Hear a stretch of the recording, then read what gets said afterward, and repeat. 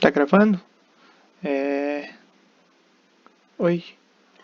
Então, gente, vamos então para mais uma aula. Hoje a gente vai falar então sobre as reformas religiosas, né? Espero que esteja tudo em ordem aí com vocês, com a família de vocês e tudo mais. Vocês sabem onde me encontrar se precisar de alguma coisa. E eu já adianto que a aula de hoje, ela não é uma aula que a gente vai ter muito exercício de vestibular, por exemplo. Não tem. Na verdade, não tem nenhum. Mas ela serve para a gente criar uma base para o entendimento do pensamento do que vai acontecer nas próximas aulas e até dar um subsídio, por exemplo, para a sociologia, né? Vai ter um momento aqui que eu vou falar diretamente de sociologia, então ele é mais uma aula para a gente construir um pouco do nosso arcabouço cultural, construir um pouco mais de argumento cultural para a gente conseguir prosseguir no curso, tá? Repito, então não é uma aula que cai muito no vestibular diretamente, mas indiretamente ela é fundamental, ainda mais para a gente entender o mundo moderno de hoje, ok? E aí a gente já entra com os dois pés no peito, né? Eu sempre falo para vocês que dá uma olhada na apostila, naquele quadradinho cinza que tem ali em cima da apostila, ele é muito bom, ele resume muito bem o pensamento da época. E, enfim, né? Deem uma olhada lá naquele quadradinho, olhem a apostila, leiam o texto, tá muito bom. E já vamos entrar falando sobre as reformas religiosas do século XVI, né? Lembrando que o século XVI é a partir de 1501 e vai até 1600, né? E a gente tem que entender que essas reformas, elas são um processo, é um processo que está acontecendo na Europa Ocidental, né? E que ele não é uma coisa que acontece então do dia para a noite. Então ele vai ser uma consequência do que vinha acontecendo antes dele, né? E antes dele, o que a gente estudou na última aula? Foi o renascimento cultural, né? Então o renascimento cultural ele vai dar toda essa base, todo esse pensamento, toda essa possibilidade para que acontecesse então uma reforma religiosa. Como que ele faz isso, né? A gente pode ver, por exemplo, que a igreja está tomando uma postura um pouco mais racional. E não é só na igreja que isso está acontecendo, né? O exemplo que eu coloco aqui no slide, inclusive, é do tomismo, né? Que ele é um exemplo de racionalismo dentro da própria igreja. A gente não pode esquecer que dentro da Europa estão acontecendo movimentos de racionalismo, né? Então, muitos pensadores eles estão começando a questionar aquilo que a igreja pregava, de, poxa, se isso aqui acontece porque é a vontade de Deus. Não, as pessoas começavam a questionar esse pensamento, elas começavam a querer que as coisas, a querer uma explicação racional sobre o porquê das coisas acontecerem, seja no mundo científico, seja no mundo em volta dela, seja, por exemplo, na política, né? A gente não pode esquecer que muitos dos reis, eles conseguiam poder porque a Igreja Católica dizia que essa era a vontade de Deus. E aí um já virava e falava, por que que isso está acontecendo? E aí, ao longo da aula a gente vai explicar um pouquinho melhor isso, certo? Então, essas reformas elas se mostram como uma consolidação desse pensamento racional que já está sendo, inclusive, né, sintomático. Né? A gente vê então a criação das universidades e o renascimento científico como sintomas desse racionalismo que vai tomando conta do pensamento europeu, especialmente o pensamento europeu ocidental. Tá bom? E faz sentido que muitas das pessoas que naquela época eram pensadores, né, eram progressistas, eles vão começar a questionar a opulência da igreja, né? Eu trago opulência porque não é porque eu quero me mostrar, eu trago opulência porque é uma palavra que recorrentemente aparece, seja no vestibular, seja em um filme, seja alguém te falando. Opulência, ela significa excesso de riqueza, excesso de luxo, certo? De uma igreja católica que estava rica, que tinha muita gente passando fome na Europa. Então a gente começa a ter esse questionamento de como que uma assim, está longe de ser um pensamento marxista, ok? Não é um pensamento de distribuição de renda, mas é um pensamento que começa a fazer uma pressão em cima da igreja de como é que a igreja que ela prega a humildade, né? Jesus Cristo já dizia que é mais difícil entrar um rico no reino dos céus do que um camelo na ponta de uma agulha, né? Na cabeça da agulha. E ele começa então a se questionar como é que a igreja fala de humildade, sendo que ela tem igrejas e basílicas como essa, que é a igreja de São Pedro, que é uma obra de arte arquitetônica, inclusive até hoje, Está lá a igreja principal do Vaticano, certo? E que foi construída nessa época. Esses questionamentos eles começam a ganhar força, eles começam a tomar corpo. A Igreja Católica basicamente vai ter que lidar com isso durante todo esse século XVI, então. Ok? Então a gente já tem aí um background, a gente já tem uma base para entender o que vai acontecer durante a aula. Todos esses elementos vão ser fundamentais para que a gente entenda o prosseguimento desse processo de reforma religiosa. E é interessante a gente notar que quando a gente fala de reforma, eu não estou falando uma reforma que a igreja propôs, tá? Essa era uma dúvida que eu tinha na época que eu era estudante, na quinta série, sexta série. Na verdade, eu acho que eu estudei isso entre a sexta e a sétima série, né? E eu levantei a mão para perguntar para o meu professor que a igreja fez na reforma. Se a gente for olhar, a igreja não fez nada pela reforma. A igreja ela vai fazer, inclusive, a contra-reforma. Ela vai ser contra esse pensamento novo cristão, certo? Então, se a gente já teve a cisma do Oriente, se a gente já teve a cisma do Ocidente, a reforma vai ser mais um movimento de ruptura com a Igreja Católica. Mas é uma reforma cristã. Então a gente não vai abrir mão do cristianismo, né? Tudo bem que nem a cisma do Oriente nem a do Ocidente abriram mão do cristianismo, mas essa reforma ela vai partir de pensamentos de pessoas muitas vezes ligados inclusive à igreja para propor novas coisas à igreja, mas que a igreja não vai aceitar, certo? Então esse vai ser um movimento de dentro para fora e que a igreja não vai aceitar, ela vai inclusive combater então essas reformas. Então é uma reforma católica, é uma reforma na verdade cristã, não é tanto católica porque não é a igreja católica que propõe, mas que vai refletir sobre o pensamento católico, certo? E eu lembro que meu professor, quando me explicou isso, assim, eu já estava na metade do curso, não estava entendendo nada, e a partir daí eu comecei a entender que essas reformas, como que aconteciam as coisas, né? Mas eu só vou entender isso de fato depois, quando eu comecei a estudar no cursinho, quando eu tive um pouco mais de tempo para entender o que era igreja, a força, isso que eu vou falando para vocês, eu aprendi bastante no cursinho, assim, especialmente esse período medieval, tá? E a ideia é que a igreja, sem sombra de dúvida, não tem nenhuma dúvida, isso vocês podem colocar sem medo em qualquer vestibular, a igreja ela era a maior instituição da Idade Média, tá? Sem sombra de dúvida, ela tinha muita força, ela controlava muito do pensamento medieval, e isso se refletia então nas ações cotidianas, nos pensamentos dos pensadores. Ou você era a favor do pensamento da Igreja Católica e você criava um pensamento racional em cima da Igreja Católica, ou você negava o que a Igreja Católica falava. Não tinha muito meio termo, né? Então, o que vai acontecer? A Igreja Católica ela vai sofrer então essas críticas e ela vai recrudescer, ela vai se tornar, ela vai se fechar em si, né? Através, se fechar em si é bom, né? Mas ela vai começar a se fechar, ela vai começar a criar mecanismos para se defender de todas essas acusações, de todas essas propostas novas que apareciam durante a reforma, né? E uma dessas propostas é a aliança com a nobreza, que naturalmente era bom para a nobreza essa aliança com a Igreja Católica, porque a Igreja Católica ela era, não era só forte no pensamento das pessoas, ela era forte, por exemplo, em terras. A Igreja Católica era dona da maior parte das terras da Europa Ocidental, né? E a nobreza, lembrando que a nobreza ela estava sofrendo com a falta de terras, né? Desde umas 3, 4 aulas atrás que a gente fala disso, né? Faltava terra para nobre. E aí era interessante, por exemplo, que a nobreza ela se aliasse à Igreja Católica para receber doações, né, através da Igreja Católica e aumentar suas terras, né, aumentar suas influências sobre essas terras e tudo mais, né, ganhar uma forma de gerar até, eu não digo lucro porque ainda não é um pensamento burguês de lucro, mas de gerar novas terras para poder cultivar mais e ter mais recursos, tá? Então é nessa época que a gente começa a ter aquele costume de um filho de um nobre. O primeiro filho do nobre ele se mantém dentro da família nobre para que ele consiga gerar descendentes dessa família.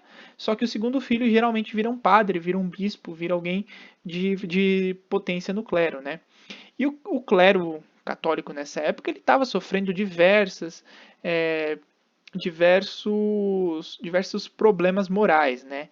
A gente não pode esquecer então que com essa força começam a surgir brigas dentro da própria igreja e até um esquecimento, por exemplo, dos valores morais da Igreja Católica. Então, muitos desses padres, muitos dos papas, inclusive, eles deixaram de celebrar missas, deixaram de pregar os pensamentos cristãos e se perder assim, no poder católico que existia, no poder da instituição igreja, certo?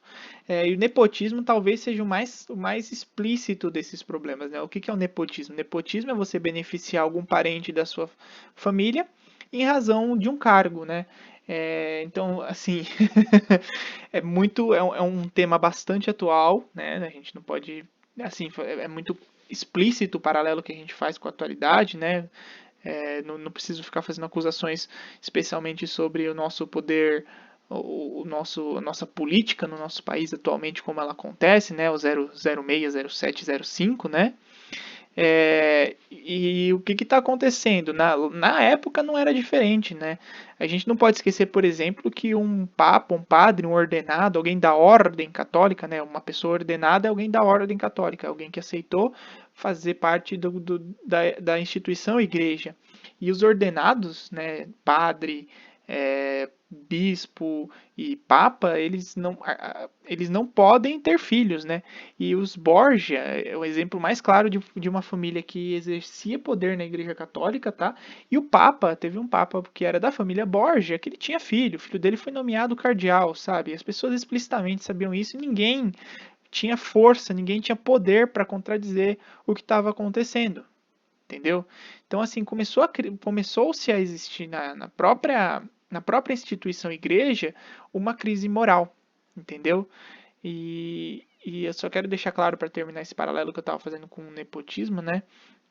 É, é muito óbvio o que está acontecendo hoje no nosso país, tá? É, nepotismo ele é claro, é explícito e essas acusações que estão acontecendo em relação esse movimento de tirar uma pessoa de um cargo para que você possa proteger uma outra pessoa da sua família, isso ser explícito na televisão, isso aparecer na televisão como estou fazendo isso mesmo, é uma atitude medieval, é uma atitude que acontecia na, nesse, no, na, no papado dessa família Borgia. Então não é uma novidade, tá? A gente arrasta esses costumes. É aquilo que eu vivo falando para vocês. A história é cíclica, né? A gente pode ver que toda novidade já aconteceu, né, dentro da história. Todo movimento político que você puder pensar, ele não é novidade. E, enfim, era assim que acontecia, é assim que acontece até hoje, e a gente tem de onde tirar essas inspirações, tá? Duvido muito que a pessoa que esteja fazendo isso hoje no poder ela tenha lido alguma coisa sobre os Borges. Aliás, eu duvido muito que essa pessoa que esteja fazendo isso tenha lido qualquer coisa na vida, na verdade. Mas enfim. Voltando então. E aconteciam também, então, por conta desse privilégio de poder dentro da Igreja Católica, aconteciam diversas influências, tá? Então, acontecia a venda de cargos eclesiásticos, né, que se denomina simonia, é um ato que você tem um cargo, por exemplo, acontecia de o Papa disponibilizar, por exemplo, um cargo de bispado para um filho de um nobre em troca de algum dinheiro ou de alguma terra. E beleza, isso acontecia às largas, assim, as pessoas, todo mundo sabia que isso estava acontecendo, né? É, não à toa também aconteciam a venda de indulgências, e o que seriam as vendas das indulgências? Era a venda do perdão, então você cometia 5, 6 pecados, chegava na igreja, comprava o seu perdão para poder cometer de novo o mesmo pecado, ou então você já comprava um perdão de um pecado prévio, né? A gente pode ver aqui embaixo, ó. Isso aqui é uma gravura, né, da época, do século XVI, que retrata a venda das indulgências, né? Então a gente vai ter um bispo ou papa mesmo fazer esse papel de ficar vendendo perdão. Então ele assinava lá, eu não sei quem, eu bispo de vou aqui colocar nessa indulgência o perdão para Maria não sei o que por ela ter, sei lá, traído o marido. E estava escrito lá, eu perdoo, a igreja perdoa, e assinava. E estava tudo bem, as pessoas compravam, era uma venda, isso era normal. E muitos desses pensadores que vão fazer a crítica da Igreja Católica vão se firmar nisso aí, vão falar, mano, que isso, sabe? Estão comercializando a Igreja Católica, estão comercializando a fé das pessoas, né? Isso vai virar um motivo para a crítica dos pensadores que vão propor a reforma, certo? E é óbvio que a Igreja Católica não vai ficar quieta, ela vai achar que esses pensadores eles estão questionando os dogmas, eles estão questionando as verdades irrefutáveis, né? Isso que é um dogma, tá? Dogma é uma verdade irrefutável dentro da igreja. E eles vão achar que esses pensadores estão questionando a autoridade do Papa, dos dogmas da Igreja Católica. E por isso eles vão ser chamados de hereges, né? Vão surgir as heresias, que são aqueles que questionam as verdades católicas, tá? E para julgar esses hereges, a gente vai ter que construir um tribunal, que é o Tribunal do Santo Ofício, que vai, através da Inquisição, fazer esse julgamento. Inquisição, inquirir, é perguntar, é esmiuçar, é correr atrás de um passado, é correr atrás de todo esse arcabouço da história dessas pessoas. E a gente vê aqui o que acontecia, né? Foi nessa época que as fogueiras apareceram para queimar os hereges, aqueles que questionavam a Igreja Católica, certo? Então, a gente vai ter esses fatores dentro da própria igreja e vai ter fatores também, a gente não pode esquecer que não é só a Igreja Católica, não é só o elemento religioso dentro da Idade Média, tá? Também existe o elemento político, certo? Os reis eles estão se fortalecendo com as uniões que eles estão fazendo com uniões ou uniões. As uniões que eles estão fazendo com a nobreza está se tornando mais forte e o absolutismo vai ganhando mais corpo, né? Por mais que eles estivessem sendo uma das justificativas para eles serem reis era de que o Deus quer, aconteciam também justificativas de que eles eram reis, né? Eles queriam mais poder, eles não queriam parar com o poder que eles tinham. A Igreja Católica, quer queira, quer não, fazia frente a esse poder, né? Não era uma coisa assim, eles precisavam do apoio católico, mas se eles pudessem ser mais fortes que a Igreja Católica, que bom. Então era isso que eles queriam, tá? E o comércio, a burguesia estava em ascensão plena, tá? Então não é à toa que vai ter o componente burguês também para questionar o pensamento católico da época, certo? Na parte cultural, também tem um fator cultural, que a gente já citamos aqui o racionalismo, que vai crescendo, que é a ideia de que existe um raciocínio, existe uma racionalidade por trás das explicações para o mundo, tá? Não só o racionalismo, mas também o humanismo, né?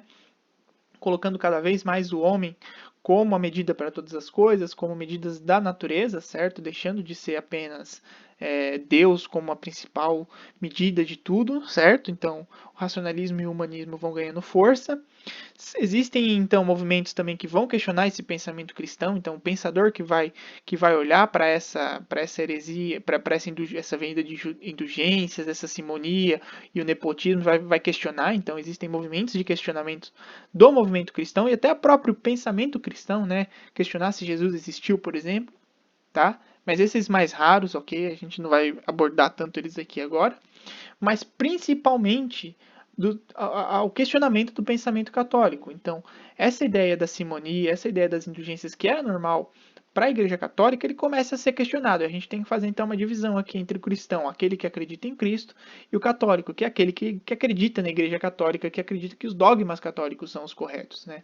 Então existe a partir de agora um questionamento ao pensamento católico. Ao pensamento cristão já existia, por exemplo, com os islâmicos. Os islâmicos eles não aceitam que Cristo é o principal profeta de Deus. Eles acham que Maomé é esse profeta, Mohammed, né? Maomé é esse profeta.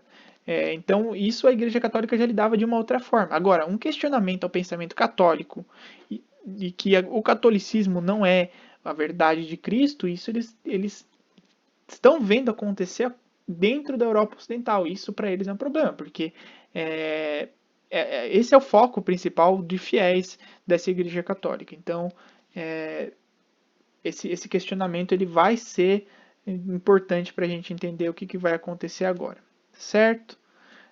Lembrando então que os islâmicos eles não deixam de existir, isso vai ficar claro lá no final da aula, inclusive eles existem até hoje, tá? Tudo isso que eu estou falando é uma continuidade de um processo, eu bato nessa tecla várias vezes para que vocês entendam que não são coisas que acontecem separadas umas das outras, isso tudo vai se conversar. E fica claro aqui, fica muito claro nessas imagens, né? Eu não escolhi à toa, deixei a Vênus de Milo para essa aula, né? Eu falei na última aula que eu tinha esquecido, então eu dei uma importância para ela aqui nessa aula, que é para você comparar como que era o pensamento do Renascimento com o pensamento, com a ideia da Idade Média, com o pensamento medieval. E vejam bem que, assim, a obra, por exemplo, ela tem uma ideia tridimensional, aqui ela tem uma ideia muito mais opaca, então quem está na frente vai ser maior, mas não só pela ideia de ser, é, só pela ideia geométrica, mas também porque não existia o desenvolvimento da arte como existia no Renascimento, mas esse não é o foco. A ideia é você perceber, por exemplo, o contraste entre as duas obras e olhar que, por exemplo, a Vênus é a Vênus de Botticelli, essa obra que a gente não vai ter o autor. Por quê? Porque o pensamento burguês aqui está fazendo mais sentido, o pensamento do Renascimento faz sentido. Você assina uma obra que você não assina. Isso aqui está passando um ensinamento católico, um valor católico, esse aqui não necessariamente. Então, são elementos. Esse aqui tem o nu, né? Esse aqui não vai ter. Então, são elementos que já questionam, começam a questionar indiretamente ou até diretamente o pensamento medieval. E isso não vai passar batido na cultura, não vai passar batido na religião, não vai passar batido em nada. E esses são os desdobramentos desses questionamentos. Quer queira, quer não, a reforma ela é, é o que acontece quando as pessoas começam a questionar aquilo que estava acontecendo antes, certo? E aí, o maior questionador, se for para falar de reforma, o primeiro nome que tem que vir na cabeça de reforma protestante é Martim Lutero. Né? Lutero ele vivia no Sacro Império Romano Germânico, né? E em que a gente teve, aí lembra que eu falei da querela das investiduras, a questão das investiduras, né, a questão das nomeações dos bispos no Sacro Império Romano Germânico? Então, aconteceu, por conta dessas investiduras, aconteceu uma intensificação do poder, tanto do rei quanto do papa, né? Os dois começaram a perceber que unidos eles venceriam. E o Lutero, ele era um professor universitário, ele era teólogo, então ele era uma pessoa que estudava, então a gente está vendo um movimento de pessoas estudadas. Isso é importante, né? Porque é muito difícil você ter um movimento de pessoas que não estudam. É muito difícil nessa época você ter um movimento de pessoas que não têm acesso às letras, né? Era muito comum o analfabetismo na Europa. Se hoje em dia já é difícil a gente combater o analfabetismo, por exemplo, em vários países do mundo, imagina naquela época em que você não tinha livros, né? E o Lutero ele era uma exceção, ele era um professor universitário e teólogo, ele era um cara que estudava muito, ele manjava muito de teologia a ponto de dar aula numa universidade, certo?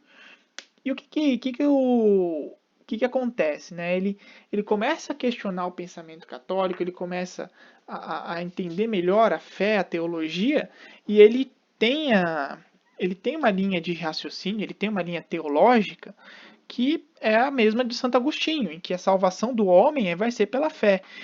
E que vai contra o que a Igreja Católica falava na época, que era de São Tomás, né, o tomismo, que a salvação acontece pela ação. Então, o que você faz na Terra define o que vai acontecer com você após a sua morte.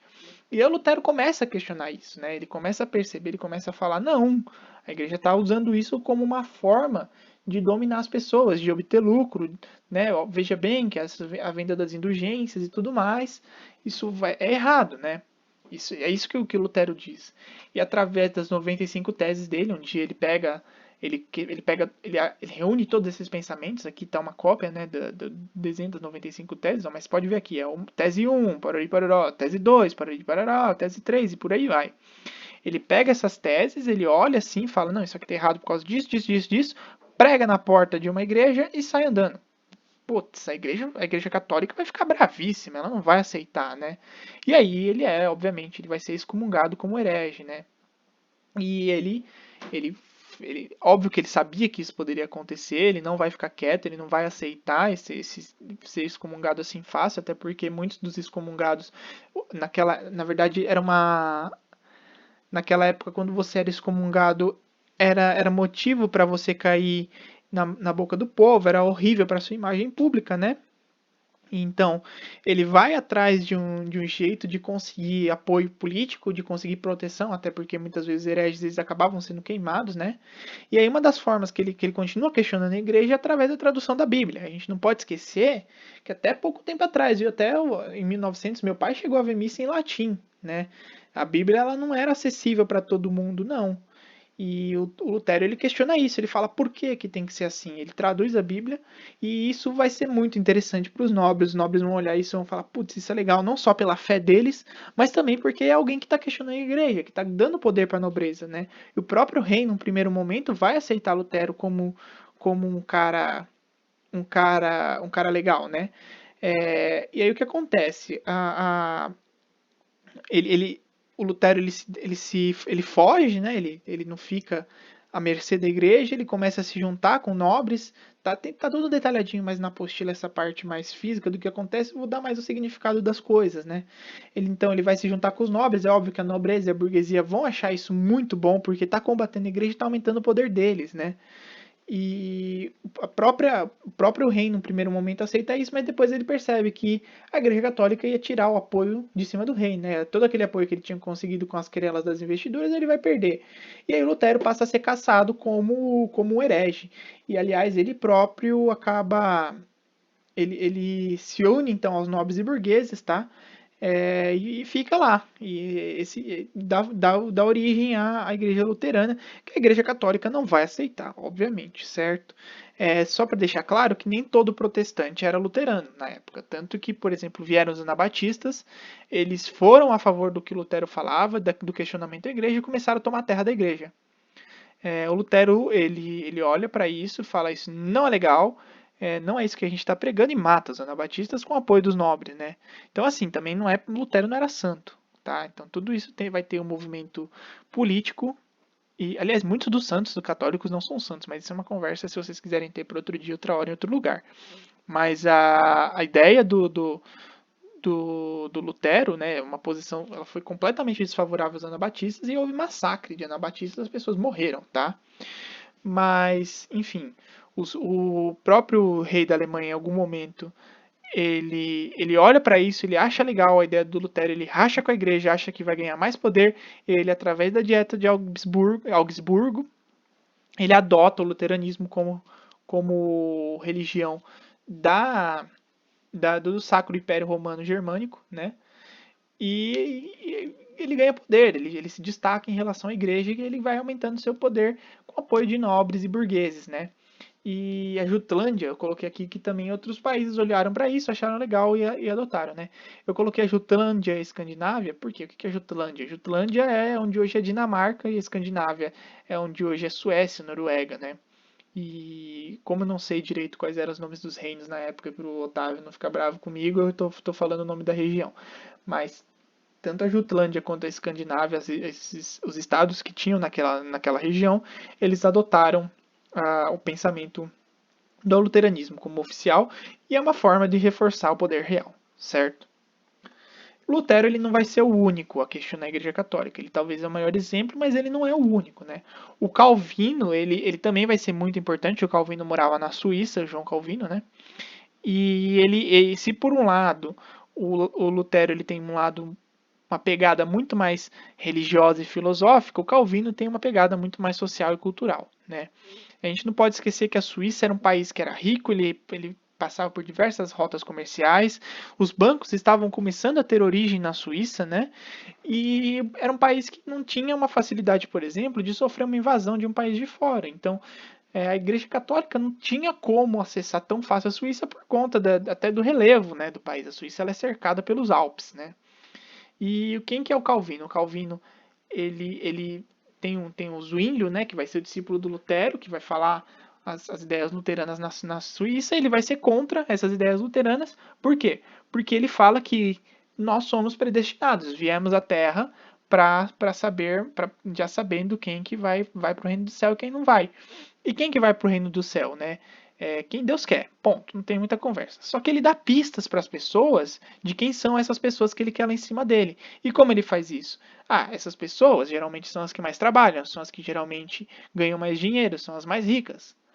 Vocês estão percebendo que isso vai ser o embrião para o capitalismo? Vai ser uma ideia que o capitalismo vai se aproveitar muito, né? Ele vai falar, puta, que legal. A Igreja Católica, ela condena o meu lucro, porque a Igreja Católica condenava a usura, os juros, né? Você cobrar do seu irmão mais do que você emprestou, né? Então, o próprio Calvino, quando ele começa a colocar esse pensamento, os suíços que tinham muito dinheiro, eles começavam a apoiar o Calvino, obviamente, porque isso abria um precedente para eles ganharem dinheiro, para eles lucrarem com o pensamento calvinista, certo? E aí, esse pensamento de que a ideia do Calvino, né, ela foi uma base para o pensamento capitalista, não é minha, é do Weber, né? E eu tenho certeza que a Gabi conversou com vocês esse lado sociológico muito mais do que eu, que é super interessante, é uma teoria super interessante e que o próprio Weber, né, depois ela pode falar muito melhor que eu sobre isso, mas ele fala que os países que adotaram o pensamento calvinista vão ser os primeiros países capitalistas e isso não é coincidência, certo? São países, então, em que você pode ter um lucro em cima do dinheiro que você empresta para o seu irmão e tá tudo bem, entendeu? O anglicanismo também vai ser importante. Gente, tudo isso tá passando um pouco rápido, mas é como eu disse, é porque a ideia não é. Essas coisas elas não caem muito no vestibular perguntadas diretamente. Inclusive, no ano passado não caiu nenhuma, tá? Sobre isso, assim, diretamente. Isso aqui vai ser muito mais importante para a gente criar uma base do pensamento que vem depois da gente. E o anglicanismo talvez seja, nesse sentido, uma coisa super importante para a gente entender, quando a gente for falar da Revolução Gloriosa lá na frente, a importância de um rei na Inglaterra. Por quê? Porque o Henrique VIII, ele basicamente ele racha com a Igreja Católica. Por quê? Porque ele era um Tudor, né? Ele tinha a necessidade de ter um herdeiro homem que a mulher dele não conseguia dar conta. Então, os filhos que ele tinha com a primeira esposa dele, a Catarina de Aragão, eles eram mulheres e eles precisavam de um herdeiro homem para herdar o trono inglês. Só abrir um parênteses rapidinho, tá? Que essa ideia de que o trono inglês tinha que ficar na mão de um herdeiro homem, isso vai cair logo logo, tá? 3 filhos depois, a neta do próprio Henrique, se não estiver errado, a neta ou a bisneta já toma o trono depois, tá bom? Mas enfim, na época servia. E aí ele queria, porque queria que o casamento com ele, com a Catarina de Aragão, fosse anulado pela igreja. É óbvio que a igreja não anulava, até porque a Catarina ela era parente do Carlos V, que estava lá no Sacro Império Romano, então a Igreja Católica ia tirar apoio do Sacro Império Romano, enfim, tem vários pensamentos políticos. O fato é que ele queria rachar com ela, queria terminar com ela, queria anulação desse casamento para poder casar de novo com a Ana Bolena, para tentar ter um filho homem. E olha que muito louco, né? A Igreja Católica obviamente vai falar não. Ele fala, então tá bom, Igreja Católica, eu não sou mais católico, estou abrindo aqui uma religião nova e eu vou ter filho com, todo mundo sabe, né, que se até hoje a Igreja Católica vê com os maus olhos a separação das pessoas, né? Imagina o divórcio, né? Imagina naquela época como que era, né? Então o divórcio nem existia, ele queria anulação do casamento, vejam só vocês. Óbvio que a Igreja Católica não vai aceitar. Ele abre a igreja dele, ele funda a igreja dele, que é o anglicanismo, que inclusive até hoje existe na Inglaterra. O líder o rei da Inglaterra, a rainha, no caso hoje, a imortal Elizabeth, né? Ela, ela é tanto líder política quanto líder religiosa, certo? E a ideia é essa, a ideia é que ele quebrou, então, com a Igreja Católica para poder casar de novo, e com o ato de supremacia, ele confisca os bens da igreja, obviamente que isso também vai dar riqueza para os ingleses, e vai reforçar e muito o poder absolutista inglês, que na verdade não é tão absolutista. Por quê? Porque ele vai ter a limitação do...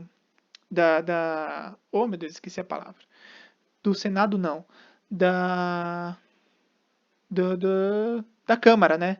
Da Câmara dos Lordes, da Câmara dos Comuns, e nesse sentido ele não é um absolutista completo. Então, quando a gente for estudar a Inglaterra, a gente vai entender que existem essas diferenças, por exemplo, do absolutismo francês, que sim, é absoluto, é católico. Já no absolutismo inglês não é tão absoluto, nem católico é. Na verdade, é católico anglicano, não é católico romano, certo? Porque em nenhum momento eles abriram mão, por exemplo, de Jesus, tá? Os anglicanos acreditam em Jesus. Existem igrejas anglicanas com a ideia de ler a Bíblia, tá? Então, assim, tudo isso, todos esses caras, tanto Lutero, quanto Calvino, quanto o, o, o Henrique, eles deixaram de ser católicos. Eles não deixaram de ser católicos romanos, ainda por cima, porque é a igreja católica anglicana, certo? Eles deixaram de acreditar, por exemplo, no Papa, mas eles ainda acreditam em Deus, eles acreditam no mesmo Deus que o Papa, eles acreditam em Jesus Cristo como o profeta máximo de Deus, tá? Então, o Lutero, inclusive, ele traduz a Bíblia, certo? Esse vai ser o embrião para isso que a gente tem hoje das religiões protestantes. Tanto que aqui, quando eu coloco, cadê? A ideia de protesto dos nobres e burgueses, daí vem o nome, né? Um protesto de nobres e burgueses, então eles são protestantes. Então as igrejas hoje, a Universal e tudo mais, eles têm um embrião nessa ideia aqui de questionar a Igreja Católica. Eles questionam, por exemplo, a transubstanciação, que é a ideia de que quando você faz a Eucaristia, quando você recebe a hóstia, você está comendo, está recebendo o corpo e o sangue de Cristo. Enfim, isso é uma questão de fé, mas é nessa base que a gente está seguindo, certo? A Igreja Católica, obviamente, ela não vai aceitar isso de braços cruzados, ela vai tomar medidas que vão contra as reformas, né? Então, ela vai fazer a contra-reforma. Mais uma vez, fica claro, então, que a reforma não é uma iniciativa da Igreja Católica, tanto que ela faz a contra-reforma. E o que é a contra-reforma? A contra-reforma, ela basicamente é a criação de possibilidades da igreja combater a reforma, seja fisicamente, seja intelectualmente. E como isso acontece? Ela acontece através da criação, por exemplo, da Companhia de Jesus, pelo São Inácio Loyola, certo? Que é uma das companhias, que a Companhia de Jesus ela é uma das mais rígidas até hoje da Igreja Católica. A Companhia de Jesus, ela dura até hoje, inclusive em 2009, ela foi considerada a companhia a divisão do catolicismo com o maior número de adeptos do mundo, tá? As instituições da igreja, dentro delas existe a Companhia de Jesus e ela é uma instituição a maior que a igreja tinha em 2009, se eu não estiver errado, certo? Ela vai criar a Inquisição e o Tribunal do Santo Ofício, então a Inquisição ela vai botar na prática aquilo que o Tribunal do Santo Ofício julgar como herege. Então, se você vai inquirir, você vai questionar, você vai correr atrás do passado das pessoas, entender quem é aquela pessoa, e se você achar alguma coisa contra ela, se você achar uma heresia, você vai passar pelo Tribunal do Santo Ofício, que geralmente vai te queimar, e se você for condenado pela Inquisição, você vai ficar queimado, você vai sofrer aquela... aqui, né, que eu até coloquei a imagem, você vai pra fogueira, né? E isso acontecia muito. Muitas pessoas eram consideradas bruxas, né? A ideia de que nessa época não existia ainda a química como ela é hoje, existia muito da alquimia, né? E os alquimistas eram considerados bruxos, eles acabavam morrendo, por exemplo, porque eles estavam questionando as ideias de Deus. Eles são bruxos, né? As leis de Deus eles questionam. E o mesmo vale para políticos, obviamente, certo? Existe também a criação do houve o Concílio de Trento, né, que foi a união de diversos líderes católicos para pensar, planejar como eles fariam contra a reforma, das quais saiu, por exemplo, o Index Librorum Prohibitorum, como o nome já diz, proibição de livros, né? E alguns desses livros eles ficaram proibidos até 1960, vejam bem vocês que isso não é uma coisa limitada somente a essa época, certo? E que, se vocês quiserem dar uma entendida melhor de como funcionava essa ideia, assistam um filme chamado Em Nome da Rosa. É sensacional para explicar isso, para vocês darem uma olhada nisso. Muito bom mesmo. Enfim, fica a minha recomendação para dica cultural aí para o fim de semana. E o Index, ele era uma lista de livros que você não podia ler. E que, se você lesse, você poderia passar pela... Ou lesse ou portasse, você poderia passar pela Inquisição, pelo Tribunal do Santo Ofício e correu risco, inclusive, de ser queimado por isso. Né? E houve também uma dispersão da religião católica pelo mundo através da catequese. E foi assim, com a ideia da a Companhia de Jesus, que fez essa dispersão. Então, sempre, se você olhar nesses filmes, nas escrituras, tudo que vocês estudarem, vocês vão perceber que sempre tinha um padre indo através dos navios nas grandes navegações, por exemplo. Não era à toa, certo? Esses padres eles estavam dispersando a religião católica pelo mundo através da catequese. Foi a imposição, na verdade é essa, que muitas vezes quem não se convertia acabava morrendo. Foi uma imposição da religião católica pelo mundo, que foi o que aconteceu, por exemplo, com os nossos índios no Brasil e que vocês estudam com o Otavinho, certo? No fim das contas, ficou mais ou menos distribuído assim as religiões na Europa, certo? Então a gente vai ver aqui, tanto na Ásia, aqui a Ásia, quanto no norte da África, o islamismo, os muçulmanos em plena força, certo? Em pleno poder. não tem muito o que fazer nesse sentido. Os ortodoxos aqui lembra da cisma do Oriente, então na região da Rússia, na região da Grécia, na região de Constantinopla, ok, certo? A gente vai ver os anglicanos na Inglaterra, faz todo sentido, enquanto os calvinistas. Isso acontece aqui na Escócia porque houve uma dispersão dos calvinistas aqui na região da França, aqui, certo? Esses calvinistas, eles foram, o Calvin mesmo, o Calvino, ele mandou a gente ir lá para Edimburgo estudar, só para entender que aqui, onde está a maioria luterana, Zurique, Basileia, isso aqui já é Suíça, a maioria era luterana, tá? Mas foi aqui que surgiu o calvinismo, isso não é contraditório, ok? Só quer dizer, isso aqui é a maioria das religiões, não é porque somente só uma religião, ela estava aquele povo só tinha uma religião, não. A maioria das pessoas que estavam aqui eram luteranos, mas o calvinismo surgiu aqui, e é normal isso acontecer, tá? E a ideia é essa. É óbvio que durante essa dispersão dos católicos, né, os católicos, então, quando eles saem de Portugal, que eles vêm para o Brasil, vai ter uma influência da religião negra no catolicismo. E o catolicismo ele sincretiza com diversas religiões. Isso não é exclusividade do Brasil, ok? Na China, por exemplo, 3%, 4% da população chinesa é católica. Isso é 50 milhões de pessoas, é basicamente um quarto do Brasil. E existe, por exemplo, uma influência do Confúcio lá. Então é super interessante a gente perceber que o catolicismo ele se espalhou para o mundo. É óbvio que houve uma imposição do catolicismo, óbvio que teve muita gente que morreu por conta do catolicismo, mas uma forma desse catolicismo ele se refletir no mundo é através desse sincretismo, através da união dessa religião com uma predominância claramente católica, certo? Eu acho que isso era o que eu tinha para falar hoje para vocês.